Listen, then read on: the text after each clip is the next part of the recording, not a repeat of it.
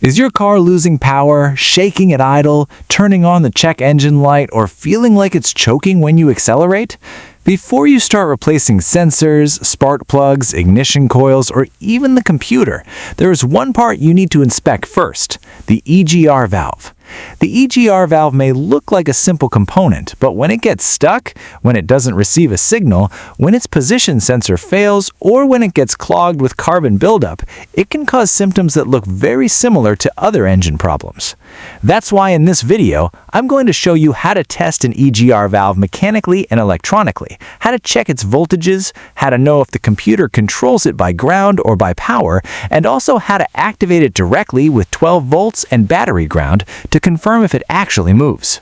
First, let's quickly understand what the EGR valve does. The EGR valve recirculates a portion of the exhaust gases back into the intake system. This helps lower combustion temperature and reduce harmful emissions. But this valve does not work all the time. Normally, it should not open at idle, during a cold start, or when the engine needs maximum power. The engine computer activates the EGR valve only under certain conditions, depending on engine load, temperature, RPM, and driving conditions. Now let's get into the tests. The first test is a visual and mechanical inspection. You need to remove the EGR valve and check for excessive carbon buildup. This is one of the most common failures. Carbon can build up at the inlet, around the valve seat, and inside the passages. If the valve gets stuck open because of carbon, the engine may shake at idle, stall, or feel like it's choking. If the valve stays closed, or if the passages are clogged, you may get engine pinging, poor efficiency, and EGR flow codes. Once the valve is removed, check if the shaft, pintle, or flap can move. On some EGR valves, you can carefully press the plunger to see if it is stuck. It should not feel jammed, too hard, or completely locked. If it moves, it should return to its original position without getting stuck. Also, check that the valve seat closes properly, because if it stays slightly open, it can allow exhaust gases into the intake when it should not. The second test is checking the passages. Many times the EGR valve itself is good, but the problem is in the tube, the intake manifold, or the exhaust passage. If the gas passage is clogged with carbon, the computer can command the EGR valve to open, but there will be no real exhaust flow. That is why codes like insufficient EGR flow can appear. In that case, cleaning only the valve will not fix the problem. You also need to clean the channels where the exhaust gases pass. On engines that use an EGR cooler, you also need to inspect it. If the cooler is clogged, it can restrict flow. If it has an internal leak, the engine may consume coolant, produce white smoke, or contaminate the system. In these cases, replacing only the valve is not enough. You need to inspect the entire EGR system. Now let's talk about vacuum-operated EGR valves. These valves use a diaphragm that moves when vacuum is applied through a hose controlled by a solenoid. To test it, you can use a manual vacuum pump. Apply vacuum to the valve and watch if the shaft or diaphragm moves. If it does not move, the valve may be stuck or the diaphragm may be damaged. If you apply vacuum and it doesn't hold, the diaphragm is leaking and the valve must be replaced. You can also perform a test with the engine running. If you manually apply vacuum to the EGR valve at idle, the engine should change its idle, shake, or even stall. This means the valve opened and exhaust gases are actually entering the intake.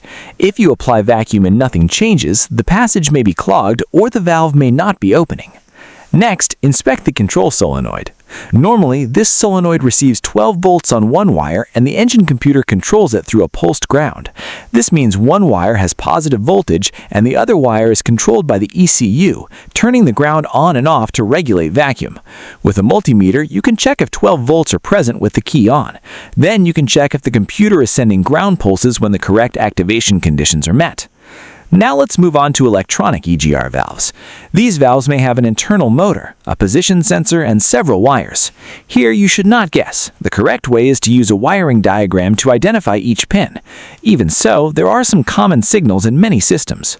The EGR position sensor normally works with 3 wires, a 5-volt reference, a sensor ground, and a return signal to the computer. The reference wire should be close to 5 volts with the key on. The sensor ground should have good continuity and very low voltage drop. The position signal usually changes between approximately 0.5 volts and 4.5 volts, depending if the valve is closed, open, or moving. This value will not be exactly the same on every vehicle, but this range is very common for position sensors. If you have a 5-volt reference, a good ground, and the signal changes when the valve moves, then the position sensor is reporting correctly. But if the signal stays fixed at 0 volts, 5 volts, or does not change even when the valve is activated, there may be a problem with the internal sensor, damaged wiring, or an internal failure inside the EGR valve. The signal should change smoothly, without jumps, dropouts, or sudden cuts. You also need to check the actuator power supply. Many electronic EGR valves receive 12 volts on one wire, and the engine computer controls them through a pulsed ground, also known as PWM. In this case, the ECU does not simply turn the valve on and off. It controls how much the valve opens by changing the ground pulse. With an oscilloscope, you can see a square wave signal. With a multimeter, you may only see an average voltage that changes, but the oscilloscope will show you the real control signal much better. In other systems, the computer may control the valve through a positive power signal. This means the EGR valve has a fixed ground, and the ECU sends positive voltage or a pulsed positive signal to activate the internal motor. There are also EGR valves with H-bridge motor control where the computer reverses polarity to open and close the valve. This is why it is extremely important to identify the type of EGR valve before applying direct power. A very useful test is activating the EGR valve with a scan tool. Many scan tools allow you to perform an active test. From the actuator test menu, you can command the EGR valve to open at different percentages. If the valve responds, you should see a change in the actual EGR position, a change in intake manifold pressure, and in some cases, a change in how the engine runs.